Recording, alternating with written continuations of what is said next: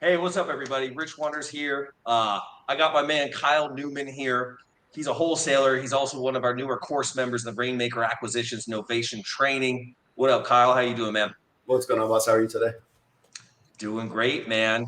Yeah, I'm really excited to chat with you because I know you've been wholesaling quite a bit over the years, right? Yeah, 10 years. Whoa, you've been in the business 10 years. Correct. Yeah, licensed and started getting into investments around the same time. I did a flip. It just really wasn't for me. I like the leverage of your time that you get from the wholesale sort of thing. But, now with kind of climate changing and then obviously being introduced to the concept of novation and then learning it through your course has obviously opened up a whole new window of opportunities, which is kind of cool. It's kind of like an old dog learning new tricks.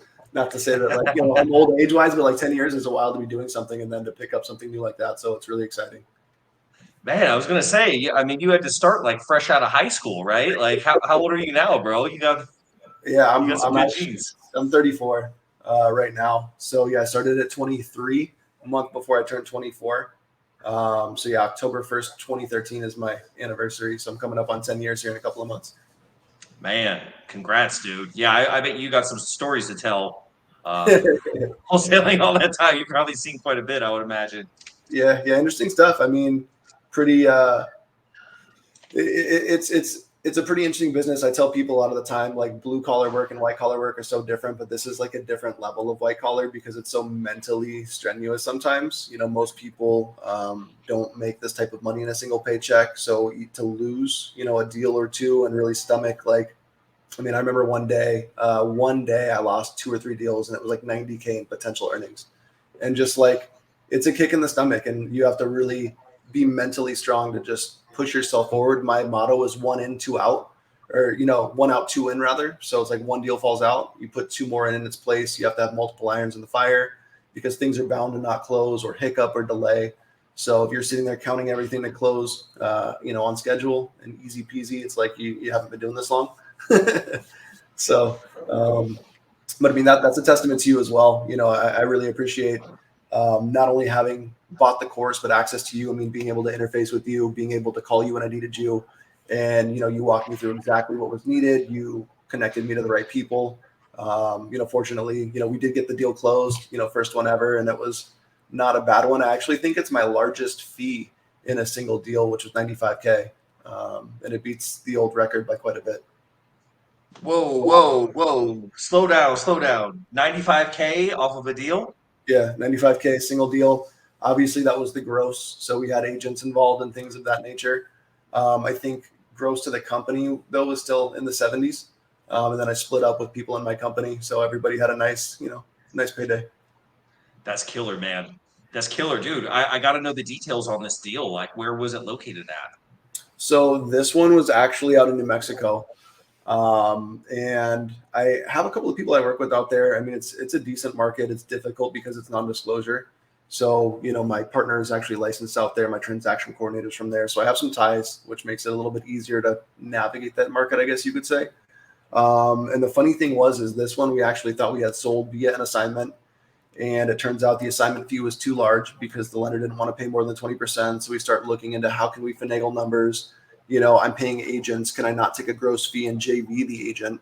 So I'm essentially taking money off of what the gross fee is to make it under that 20%. And thought we had it done for one reason or another, didn't go through. And then I had somebody come up that said, hey, I have someone that would like to buy it, but they're financing. So instantly I'm like, okay, Mm. I'm in Rich's course. This is like my moment to shine. It's not, like I was pitching it. So it was really cool to be able to at least skip that portion of it and really learn like the process of it because I'm a hands-on, more experiential learner. And I feel like when I at least go through something, there's no substitute for the experience. So now I feel like I can pitch it more comfortably because I know what's to come next. Similar issue to getting into real estate. I was like, how do I help these people? And I don't even know what the process looks like. So I just like froze for my first 4 months and didn't do anything. Killer, man. Because here's the thing, too. Like, no matter how much you study beforehand, when you actually start taking action, you're still not going to be prepared, Yep. right? Like, no matter how much, you nailed it, too, of like the best way to learn is to get active and start doing it because you don't know what you really need to know until you actually start getting started. And then, you know, one cool thing about being part of a community or, being with a course where you can, chat with people that have been there before is at least you have, someone to guide you through it because there's a lot of information out there, but we don't know like what's reliable information. You know what I mean? That's part of it is like you go seek something out and you have all these conflicting different opinions and you're like, well, which way do I follow? Correct. So No, and that was even the thing with you. I mean, I'll be honest with you. There was a Novation course I purchased before yours, and I just didn't really feel like I got enough to feel comfortable out of it. There was even yet another course that I heard about, and then I was weighing the options between, yours and theirs. And I mean, so many arrows pointed me to you. Honestly, I mean, you have a name specifically for Novation, which I think is cool. Not to say it's not great to have multiple names for multiple things in this business. But you're really laser focused in and really like making waves with this, in my opinion. And then looking at the price. Again, I didn't buy the other course, so I don't know what it is, but I can say like I was really surprised from the first course with just the amount of content, the granular explanations, the clarity. And then every single day, man, it's like you honestly could just follow you on your Instagram and not have to buy the course to some level because like you just showing all the pitches and you walking through it. Like, I mean, I get gold off of it, man. Like I don't follow many people on social media. I don't spend time consuming. I'd rather be producing. But yeah, I mean, I definitely pay attention to what you're doing because it's valuable. I appreciate that, man. I 100%. definitely appreciate that. And yeah, you're right. And there are people, it's funny, that hit me up that say, like, hey, man, I wasn't able to get the course, but I actually just got my first Novation deal just from watching your pitches and everything on there. Like, I try to give people, as much of a look in as possible. You know what I mean? The nice thing about the course is you get all the information put together. You don't have to piece it together, right? You got the community. But yeah, like I hate like going on Instagram and just seeing nothing but just truthisms and motivation and everybody work hard and focus and all this. It's like, hey, there's a place for that, but strategies and tactics, right? No, it's one thing Are I highly respect you for is the lack of producing content to produce content because I see it so much now. It's like it's summertime and it's like talking about like you just got this boat and would you get this boat or that boat or would you park it at the lake or tow it? And you're just like, okay, at the end of the day, like I'm watching you to get some value and like I'm sitting here working. I don't even know it's summer because I'm grinding. Like I don't relate to the boat situation. I live 15 minutes from the lake too, so it's just like it's a little off target. Dude, I hear you, man. I hear you. And like, with this deal, right? So I'm curious, did you put it on the MLS or did you find an off-market buyer that happened to have a loan? So during our dispo process, we had an agent that had a buyer, and that was the one caveat was he wanted to close it with financing. He already had the financing lined up.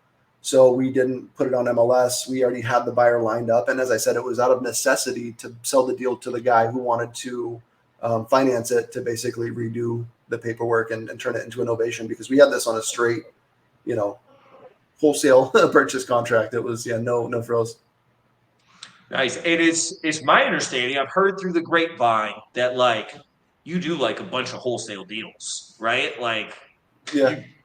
you've been jamming and nailing deals. I think we might have talked briefly, and you were saying like this was like one of your best years. So it wasn't that you went to Novations because like your wholesale business was struggling or anything. Like you were thriving, and that's probably why you didn't get into it sooner because you're already making money, right? If it ain't broke, don't fix it. But Exactly. what do you think adding this new exit strategy?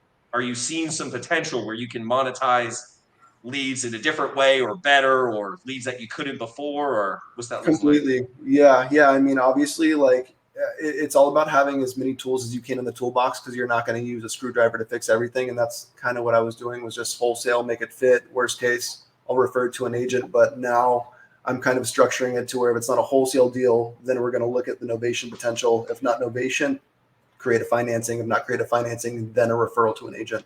So we're putting a couple more steps in there.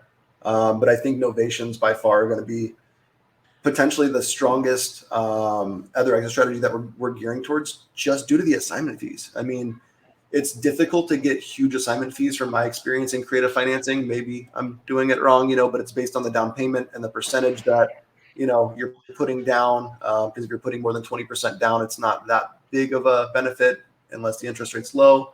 But at the end of the day, I mean, 95K, I've only done one deal. It's my average fee. So I guess I could fairly say that, even though it's a little unfair. as opposed to a $26,000 average assignment fee, which is what we're working with right now, year to date. That's killer, dude. What Yeah. what city in New Mexico was it? Was it Albuquerque, Santa Fe, or somewhere small? Yeah, this one was Albuquerque. Yeah. Okay. And what was the price point of the house? Like what did the house sell for? So we locked it for 355 and sold it for 450. So I mean, Wow. if you look at it as far as a percentage of the deal, it's still pretty good. Like I said, it was over 20%. So that was an issue that we were Okay. running into. And was the house move-in ready or did it need some work? So this was actually a subletted 7 unit per se. It wasn't a true 7 unit, but it was 7 rooms that were leased to foreign exchange students, and it was right by UNM. So it was a really good Oh, location as far as someone that just wants to have a rental property. The gentleman had it for 30, 40 years. He was one of the, and I say it honestly, like a nice landlord, meaning he didn't also properly manage the business. I mean, this is right next to the hospital. Traveling nurses come to this thing, in addition to students that would rent it during school. So the cash flow, like potential of what's there versus what it was is tremendous as well. So I think everybody honestly walked away getting a great deal.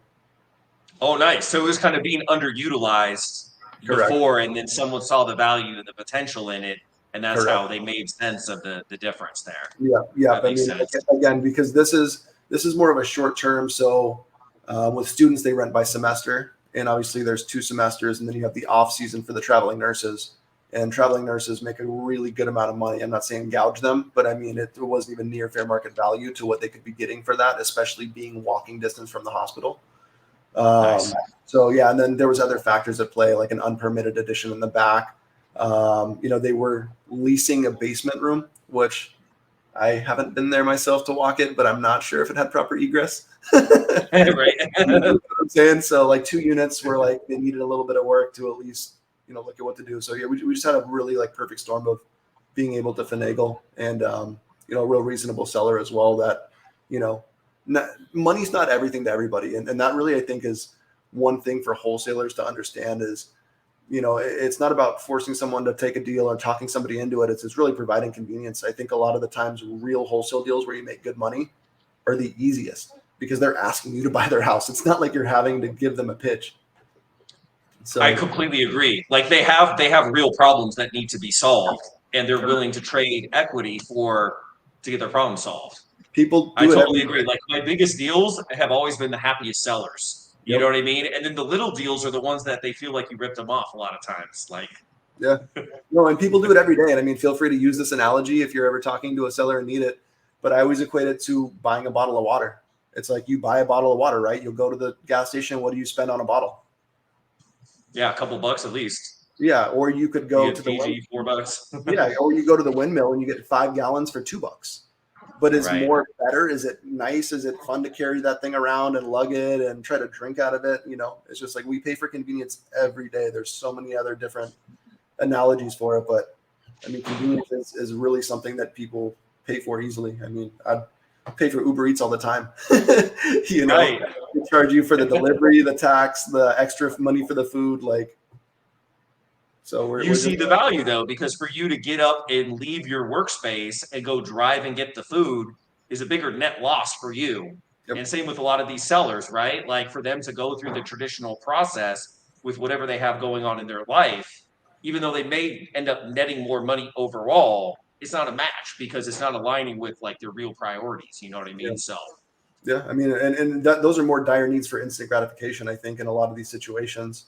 But at the same time, I think it's really cool to be able to be involved in that because I always say I'm a person first, I'm an investor second, and I'll never make a positive dollar if it's got negative karma attached to it. Like I just won't do it. yeah. No, I agree. I agree too. And yeah, you don't like a lot of people try to force situations, you know what I mean? But really, it's got to be a match and it's got to be a win-win. And you definitely want your seller happy with you when it's all said and done. That's very important. Yeah, yeah, and How that's did why. this lead? Oh, Oh, go I'm ahead. sorry. Go ahead, bro.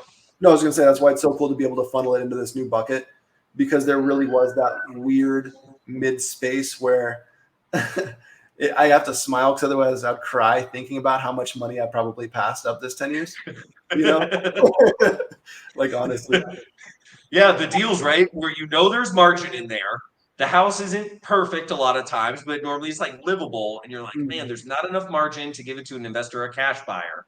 If I Mhm. could just take this down and wholesale it, right? That's what most people think. Like, man, if I could just take it down and wholesale it, but then you think of what all's involved in doing that and the risk and the timeline and all that, and like, I'm just going to let this one go. But yeah, you can monetize it as long as there's enough margin there to pay the agents, for you to make a reasonable profit, and to be able to sell it quickly. It opens up so many possibilities. Because I got to ask you too, like, what was your lead source on this one? So I actually have a national iBuyer website. So I'm pretty under the radar, mostly, as you probably know. I mean, like if you know me, you know me. You hear of me, people know me, but I'm not out there really kind of tooting my own horn a lot. I definitely plan on making a presence more in social media, but I think it's more to be a value add to people. I don't know what they call it. I heard the other day someone called it imposter syndrome. It's just like you don't feel like you know enough to help. But I find myself doing the same repetitive help to multiple people, and then I want to just put some content together that I think would be really helpful to get people to just a little bit further of a phase. I'm really going to target people that are just getting into the industry, and like, how do you source a deal? How do you find an off market deal? Because I know there's so much on market, and I mean, to each his own. But again, I own a dispo company. I've been doing this at a pretty decent level for a pretty decent period of time. And I mean, on the dispo side of things, an on market deal is 10 to 20 times more difficult, less likely to sell than off market. So I feel for these people that are trying and just doing what they're told, and they're kind of floating around a little bit. Um, but I just want to give them very clear, concise information that's again large value and less content oriented. And my want to help people kind of outweighs my want for privacy. But sorry for the tangent. Back to the question. I buy our No, that's website. good. That's good. No, I love this. And you're one of those guys too. I heard of you, right? You're like infamous. You're not famous. Like if you're really in the business, your name, people know your name, bro. But you're not one of those guys that is attention seeking, right? Mhm. But I get what you're saying. Like you have like tremendous value to give. Right. You know what I mean? And at a certain point, it's like, man, like I almost feel selfish by like keeping all this in because there's people that this could help. So Right. I think And I, that's dope, bro. I want to Because make it most people are the granular. opposite. They have no value and then they want all the attention. Yeah. No, and I want to make it granular like yours because again, I mean, it was really cool. I'll be honest, I'm not all the way through the course yet, just time constraints and focused attention elsewhere. But the way that you've been explaining things, the way that you break it down is kind of a similar thing, because I feel like a lot of people get into wholesaling not even understanding the principle 101s of like, what is an assignment of contract? What does that really mean? What should you not do to avoid getting in trouble? And a lot of people get into this and they just have a basic concept of what to do, but I see them doing things very wrong. Let's say marketing a property they don't hold a contract to, or equitable title, aka equitable interest. You're now acting as a real estate agent without a license, which is in most states a class 6 felony. So it's Wow. it's because you're representing somebody else for a sale, which you have to have a license for, which is why agents have a license. So you can sell a house by owner, or you can sell equitable interest you own, but you can't sell somebody else's property. You couldn't go help your mom sell her property legally. Right. People just don't know where to define it. So literally walking through from the basic concepts all the way to step by step. Here's what I do, recording as I do it. I'm not a big fan of homework. I'm a big fan of taking action. And I can't tell you how many times I've had somebody sitting on one of these chairs behind me and I'm training them and I actually create a deal. And then 3 weeks later, 4 weeks later, I get to show them the check and be like, this was what culminated from me showing you what to do and just doing it, you know? I love that, man. Yeah, helping people get their first check or their biggest check, like, is the best feeling. We actually had two deals closed today. So I was sending out wires earlier and I'm like, man, it feels good because actually both the guys, it was both their first deals. I got one deal in Well, Maryland and then another deal that just closed here in Avondale. So yeah, it nice. feels good, man, right? Because you see like a little piece of yourself in them too, right? You Mhm. remember like when you were first starting out and like, man, is this even real? When am I going to get my first check? A lot of people Yeah. get their heart broken a few times before they actually get one to the finish line too. You get a property under contract and you can't sell it. Um, uh, it's my understanding too, like you do like quite a few like JV deals and stuff too, right? Yeah, so we do a fair portion of business off of JV deals. I mean, we've been fortunate enough just to kind of build some strategic partnerships, and we're looking to expand them because right now we've been so successful in what we've done thus far. with moving the deals recently, that it's hard to keep inventory in stock, which is a good problem to have. We're really wanting to focus to be more dispo heavy, although we do have our own acquisition leg of the company, which also does, again, extremely well. But we really want to try to perpetuate that joint venture side, which is, again, a reason that I'm going to be educating. All my education is not going to be, it's not going to cost anything. It'll be free of charge. And the whole reason is just like, I do genuinely want to help. And a big enough thank you would be, let's make money together. I don't want to make money off of selling somebody something. I really just want to say, look, I mean, if you believe in me, I believe in you. You put your time into watching it, just like I put my time into making it. We're fair, we're in. And if you can generate a lead and then you need help with that second portion, which is selling it, I'm here to help with that. And it's all that I ask is just consider me if necessary. And if you can sell it yourself, more power to you. Again, I mean, it's a fun business to get into. It's just a lot to chew on at once, for sure. So. Yeah, it's a lot of moving parts for sure. I wanted to ask you too, what does like your team look like right now? So I run my team pretty lean, to be quite honest with you. I'm actually out of my home office. So my upstairs essentially is the office. Typically I'll have 3-4 people in office with me. I have a junior ACK, I have a dispo, I have a senior ACK, and then I have myself, who's just floating and doing a lot of stuff, kind of working on the business right now. We're really trying to get a lot of structure going in specific ways, more the tech side of things. And like the chat GPT bots, I think I mentioned to you in passing the other day. And I saw you releasing one too. Now I just saw like you emailed something out or something on it. So, I mean, it's the wave of the future to be able to replace a lot of the menial tasks or repetitive tasks. And if you can automate that, again, just put people in a position to be more effective. Anytime you can make somebody as efficient as 2 or 3 people, I mean, you're doing something right. Oh man, yeah, the chat GPT, that's a whole other can of worms. Like it can talk to 1,000 people at once, never gets tired, knows exactly what to say, doesn't have bad days. Like Exactly. it's killer, man. Yeah. But it's really cool to see where this industry is going. I mean, and just kind of exploring that cutting edge. Like I really feel like it's going to be what it was, 20, 30 years ago to look back almost in 10 years now. And hopefully with the way that things are progressing, because my parents have been in the business since 79. And I mean, so I'm told because I wasn't born then, but they said the MLS was a book. It used to be like a 3-ring binder paper book. You used to have to go into the brokerage. They had a master copy. You would schedule a time, sit down with your clients, look at the 3 bedrooms and the 4 bedrooms, and it was all sorted out in some weird way. But yeah, That's so I mean, crazy. yeah, it's from 79 to now, you know what I'm saying? But, with the robots and the automation and the AI, I really think that there's a lot that we're going to be able to do to just increase efficiency overall and hopefully make it a more simplified process.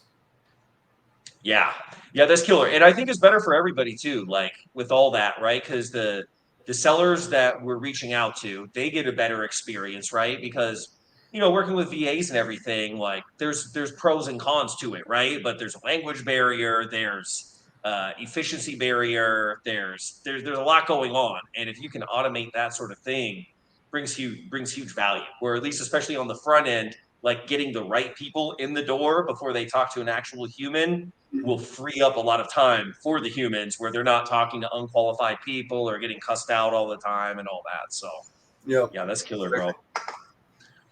Where do you see things going in the next like year or so in the market? Like what's your prediction on what's not going to be working that was working before? What's going to be working more? I'm just trying to pick your brain a little. Sure. So, I mean, I'll just be upfront in saying that I think as long as the market is moving up or down, I think that there's opportunity. I don't remember which Carnegie, but he basically had a statement or a quote to the effect of the market can move up, the market can move down. As long as you're participating in that transfer of wealth, then you're basically taking your share. So, I'm a big fan of the market moving. It being stagnant is not the best thing. It's really difficult. And honestly, I mean, normally I would say your prediction, we're probably not going to be too far different. But even just with all the different like economic stuff that's going on, the BRICS currency, and I mean, I think we'll probably see a drastic shift, especially if our dollar, isn't the reserve currency for the world. I think that'll be a huge detriment. And we're already seeing crazy, crazy inflation. Interest rates are super high. I think they're going to have to push the economy down a little bit before it can rebound. I really don't think that there's any other way. I mean, we've had really sustained growth in a lot of areas for a long time through pandemics, nonetheless, and we just haven't had the time to feel the fallout. But I think, I mean, this business is fairly safe to be insulated in because there are probably going to be a lot of waves of people that are going to have to sell. There's a lot going on in the commercial space as well. I don't know if you've had your ear to the ground about that, about having to redo the loans on those, and the interest rate's a lot higher. Plus, everybody went virtual from the pandemic. So it's just like we're in such an interesting time that predicting is super difficult. But I mean, my plan is just to stay the course. You know, I'm going to keep wholesaling. You know, I'm not one to let myself fail, and we're not even close to it right now. Like you said, I mean, this has been probably the best. It has by far been the best year. I shouldn't say probably. And now adding novations into our tool belt as well. We're at a very pivotal point within the company to where we've been running lean, but I think we're going to start scaling at a pretty rapid pace. And especially, you know, again, with growing the JV side of things, I think that's going to aid in it, because one thing I learned is just doing something repetitively and staying in your lane is honestly a good thing. One of the best months I ever had in this business, I was actually just doing acquisitions, and within the span of, I think it was a month and a half, you know, I generated $250,000, and it was just acquiring contracts. And then I had someone else to do the dispo. And then I was like, okay, interesting. Kind of understood the dispo side, figured that was, you know, maybe where I wanted to focus a little bit more. So now I find myself there versus acquisition side. But if you just sit there, the benefit of working with someone on a JV level, especially as a small company or an individual, is it allows you to do what you do best, which for acquisitions people is get contracts.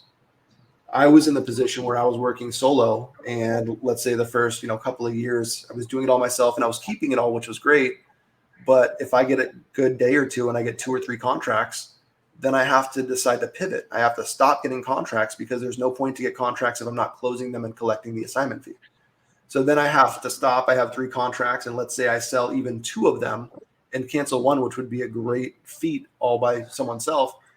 Then I have a lull where I have 0 contracts again. And now I have to spend the next couple of weeks prospecting to try to get another contract versus creating the conveyor belt. You continue getting contracts. You don't stop. We continue moving the contracts. We don't stop. And you can get a lot more deals in with a lot better flow, and just really understand that position and dial in. I could not agree with you more.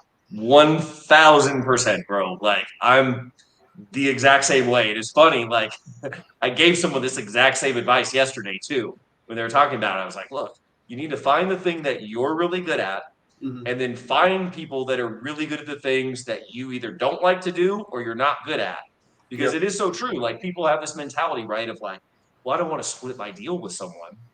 The thing is if you're counting on one deal and you're working it front to back, if that deal falls out, like that, you're starting way back from page one to now prospecting again, right? But if you're just nailing deals and passing them off and maybe JVing with someone like you or listing them on the market with a good realtor, it frees you up to keep bringing them in. And then once you've done your portion, you're right, like a conveyor belt or a factory, Mm-hmm. right? You just pass it over. And then if one deal falls out, okay, well, we've got 4 more. You know Yep. what I mean? So yeah, you definitely get the consistency through scale. Like you don't ever want to be on the position where you're counting on one deal to close, because you will have sleepless nights and it will break your heart, because eventually one will fall through. Well, Like, it's just going back to losing the 90K in a day, at least I had like another deal following it for 15. But even if it's a 5K deal, if it's your only deal and you go from,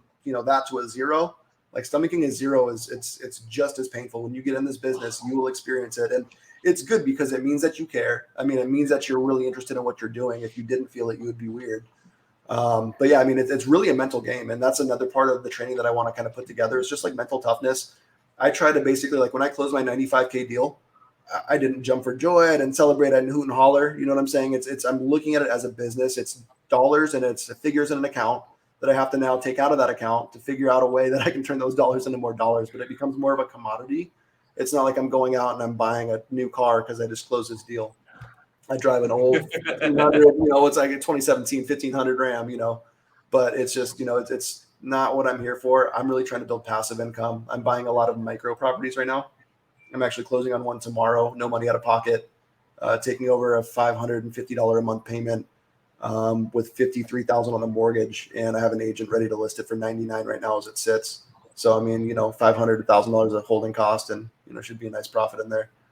But Oh wow, micro property. Is that like a tiny house or what is that? just very small price point, very affordable. So the funny thing is, I actually started this journey with $4,000 and one property. So I bought a property in Iowa for four. I sold it for 65,000.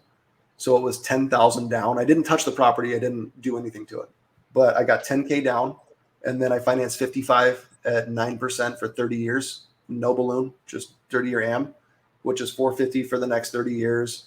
I think mathing it, I would earn about 110,000 on interest in addition to the balance of the 55. So Wow. essentially 55 or $500 for the next 30 years there. Took the money, did another deal. I was in for 10K, got 10K down, and financed that one as well. Now I have $1,000 coming in, basically off of 4,000 initially starting, but I got 10 grand off that first one. So I'm 10 grand back in my pocket, and basically I'm literally only using the money that I generate as far as getting cash back or cash in as far as rent payments to see how far I can flip the $4,000. And this one, You're playing with house money at this point. You're playing with your winnings, basically. yeah. Well, it's just to me, the whole goal is to show people you don't need a lot to start. If you can't figure out $4,000, you really need to look at what you're doing on a day-to-day basis to start with, to where you can get to that point. But once you get there, again, I mean, I'm at this point getting $1,000 a month off of 2 deals with investing 4K, plus I'm 6K cash flow positive, and I'm probably another 4 or 5K cash flow positive just on the payments. So calculating that money, I'm only using that money to do this. This is a great deal because, again, I get in for zero down. So it's closing costs, maybe 1,500 is all in to buy it. I'll probably have $1,000 of holding costs if everything goes correctly, sell the thing, make 30, 40. Now I get to add that to the initial amount. So now I'm going to have 40, 50 to play with, and I can start to get onto another level. But I want to see how far I can take this. I mean, it's kind of like the guy that traded the paperclip all the way up to the house. Did you hear about that? But yeah. It's a little different, same but different. So I want to see how far I can make that 4,000 flip. Make $1 million off of it. Take a micro house and turn it into a mansion or a penthouse or something. So some of these weren't bad. I mean, so the first one was a 2-bed, 1-bath. It was in Iowa. Where was it? It was I think it was in Fort Madison. So just some small city in Iowa. And, again, just posted it on Facebook and Zillow, got it sold to someone that was really appreciative because they had no other way to own a house. And that's the other thing, is working with these people. I'm literally selling houses to people that can't afford it. And a 9% rate, with rates to where they are right now, even if you have good credit for a mortgage, is not far off base. So I think a lot of people are looking at things in a different mindset. I like following the path of least resistance, right? It's like flow state. You have to kind of go with what's going on. You can't fight the interest rates. You can yell at them and scream and say, my buyer's, power has gone down, or you could utilize it to your benefit and say, look, I'm going to align my interest rates right now with where they are just in the general world, and secure, some really good interest now for the next foreseeable future with these payments coming in. Plus the fact that I'm selling the house. I'm not a landlord. So I'm not I'm the bank. You're not going to call me when your AC breaks or if something happens in the house. So I have relieved myself of all those duties as well. But the whole premise behind what I'm doing is whatever I buy the house for, I have to be able to get back in the form of a down payment. So I know that I'm secure on my investment. And if they default from there, then I just, there's no risk. Yeah, dude, that's brilliant. Yeah. I love that. Second house was a 3-bed, 2-bath, 1,650 square foot on a half acre. And I got that thing for 10K. It was in Upper Peninsula, Michigan. It was like a little boonies, but. Dude, that's awesome. How are you finding these deals?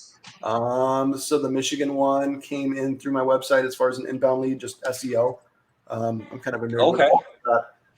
I've also owned Social Media LLC for about 10 years, 12 years now. So I used to do website building, SEO, web development. I'm in the process of doing even full stack development right now, just in-house. I don't take clients anymore, but I do it for myself. And man, you're a smart dude, man. You got your hands in quite a few things. I mean, it's good to know, a little bit about a little bit instead of just a lot about one thing, I think.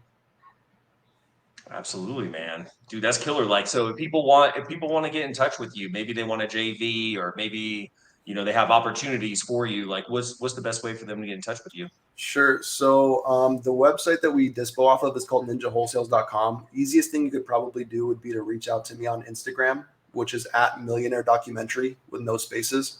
What I do is I have a JV form that essentially is going to collect all the information that we're going to need from the partner. So we don't have to go track, back and someone wants to buy it. And now we're, scrambling and trying to figure out who title is or something. We get all our ducks in a row. We review the deal. If we approve it, we'll send you the JV. We have a couple of flexible structures to where, if possible, with new partners, we even like to see if we can just add our fee on top and pay a net number if it's possible. If not, we'll level with you and tell you where it's got to be and see if we can make something work. But, I'll even get on the phone and negotiate with sellers if I need to. Like we're really full service when it comes to that. So it is a very good product for people that are just getting into the business, or again, people that want to go from doing 2-3 deals a month to 5 or 10 by being able to just sit there and dial into the acquisition side of things. Okay, killer, man. Killer. And what would you say to maybe someone that's watching this? Maybe they've been wholesaling, they've been thinking about dabbling in novations, they're not really sure which direction to go. Like, what advice would you give them? I mean, and I'm not going to speak on behalf of you, but I think we probably come from a similar mindset in the sense of like, I don't look at myself particularly like I'm special, and I don't think you do either. I mean, we're normal people, but we have the dedication to want to learn and to want to succeed. And like you said, biggest thing is putting action behind it. You can get paralysis by analysis and just sit back and try to overlearn and not do anything, but honestly taking some really solid action and just understanding your goal. Why are you doing this? I mean, having a why is a really good purpose. And I don't think you get burnout as long as you keep your purpose alive and well. So I would just say, really find your purpose, make sure it's what you want to do. And even if you're not sure, try it out, give it a fair shot. The number one thing I could say is, if you're smart enough to find wholesaling, don't be stupid enough to quit it, because once you pass that first wall and you get that first check, you're not going to want to go back to getting paid in hundreds of dollars at a time. I mean, it's a different world to live in, and you can do very, very well. It is hugely life-changing. Never thought I would be where I am now 10 years ago. Before I got into the business, I would tell you you're lying. I love it, bro. And I definitely appreciate you taking the time to come on here and share your story with everybody. I know, like, you dropped, I'm going to go back and watch this. You dropped bomb after bomb, gem after gem, tremendous value in here. So we appreciate it, man, because this is like a look behind the curtain that people don't really get to see, all the time with you. So I think that's awesome. People think that the people making the most noise on social media are the ones that are doing all the deals, but there's a lot of people like Kyle that are just quietly nailing deals in the background. People in the industry know who they are, but definitely I look forward to seeing more of you, because, like, man, I got tons of value just from talking to you on here. So I think, like, you could shine your light to the world and affect a lot of people in a positive way. So I think that's fantastic, man. No, thank you. I mean, that's motivating for me too. I tell people all the time, I mean, if I can get a compliment on something I'm doing that I can actually control, like business or something along those lines, I mean, it's much better than like a compliment on like, I like your shoes, So yeah. I mean, I take my business very seriously. I really do appreciate that. It's a motivating factor for me to really take this seriously. Like I told you, I just kind of see the tip. I just got this new mic and I don't like to waste money. So that's kind of like my kick in the ass to go forward and use this thing. And anytime, I'd be happy to come back on, have a discussion with you, if I can ever be of value. But the fact that you got value from it makes me feel really good. So I do appreciate that as well. And thank you. I mean, You're the man. I wouldn't be here right now talking to you if it wasn't for you putting out your stuff, man. So truly thank you. And you do the same, man. Keep killing it. And if you guys are thinking about novations and you guys are thinking of somebody else other than Rich, I would highly recommend it. Again, just the availability and the content in the course, it speaks for itself. Very quality.